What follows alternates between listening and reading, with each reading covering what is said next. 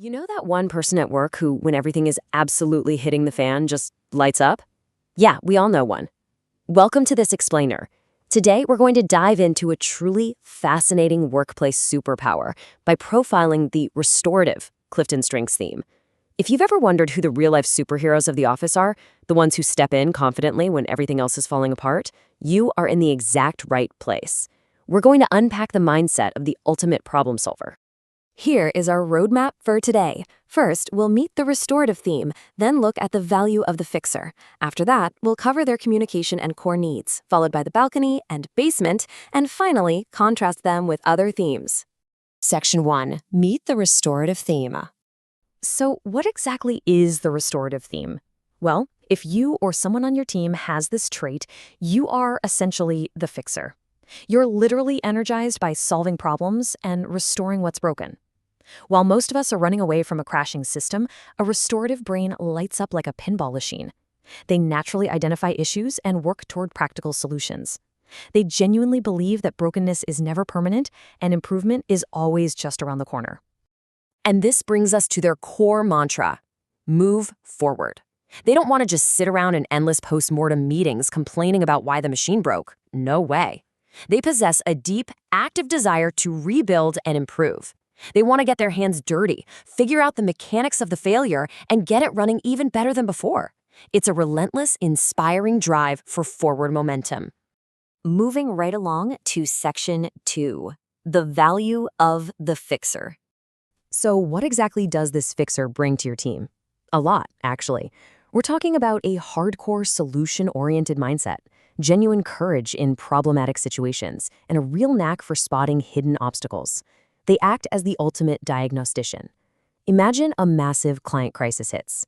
While panic is spreading like wildfire through the department, the restorative person stays incredibly grounded. Their calmness and resilience during dysfunction isn't just helpful, it's totally contagious. And really, that's their ultimate value add, bringing courage, clarity, and practical problem solving to the table, while remaining completely steady under pressure. They willingly walk into the storms that the rest of us actively avoid. They offer clarity when everything is murky. It's an extraordinary asset to have someone who thrives when things get tough. They don't just survive the chaos, you guys. They navigate the whole ship right through it. All right, Section 3, communication and core needs. Because they are so laser-focused on solutions, their communication style is highly direct. They instinctively move conversations straight toward problem solving. If a process is broken, they're going to tell you right away. And hey, they aren't trying to be overly blunt or hurt anyone's feelings. It's just that their mind has already leaped way past the problem and is busy drawing up the blueprint to fix it. But here's the catch: they can't operate effectively in a vacuum. To actually thrive, these folks have some non-negotiable core needs. They need meaningful challenges, honest environments, and most importantly, permission and authority to actually fix things. There is literally nothing more frustrating for a fixer than being asked to spot a problem, but then being denied the authority to solve it. If you hide real issues or micromanage their solutions, you're basically cutting off their professional oxygen. Which brings us to Section 4, the balcony and basement. Every superpower has its kryptonite, right?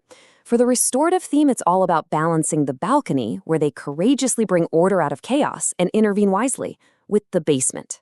In the basement, an unmanaged fixer can become overly critical or get emotionally trapped in the dysfunction. When they drop into that basement space, the whole world just starts looking like a series of broken parts, and they might even create problems just to solve them. And that leads right into their common blind spots. Because their internal radar is always pinging for flaws, they can easily forget to celebrate success. They might fix a massive logistical nightmare, and instead of high-fiving the team, they're immediately pointing out a tiny typo in a spreadsheet. Also, by rushing in to save the day, they can accidentally bulldoze others who need the space to solve their own problems. Sometimes the absolutely hardest thing for a restorative manager to do is just sit on their hands and let their team figure out a solution. Let's wrap things up with Section 5, contrasting with other themes. To really lock this in, let's contrast the restorative theme with a couple of others, starting with strategic. The difference here is crystal clear. The restorative person is the hands-on troubleshooter, while the strategic person is the map maker. The restorative individual dives deep into the messy present reality to repair it, whereas the strategic individual looks down from 30,000 feet to chart a course that might avoid the mess entirely. You absolutely need both of these perspectives for a resilient organization. Or look at this stark contrast with the positivity theme. The fixer intentionally invades problem areas to restore them, literally rolling up their sleeves to get into the thick of it. On the flip side, someone with high positivity intentionally evades problem areas to protect their energy and maintain team morale. It's a perfect example of why diverse teams are so incredibly effective. One person's ultimate energy drain is another person's greatest energy source. Bring it all together. Discover, activate, and thrive.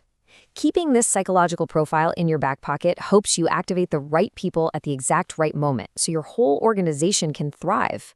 When you truly understand the restorative theme, you know exactly who to call when things go off the rails. It shifts your whole management style from just avoiding problems to confidently deploying the right talent to fix them. Which leaves us with this final, actionable thought for you and your team. Where is the dysfunction hiding in your world right now? And who is the restorative fixer you need to empower to solve it? Don't run from the mess. Find the person who's energized by it, give them the authority they need, and just watch them work their magic. Thanks for joining me for this explainer, and I hope this helps you spot, understand, and empower the real-life fixers in your workplace.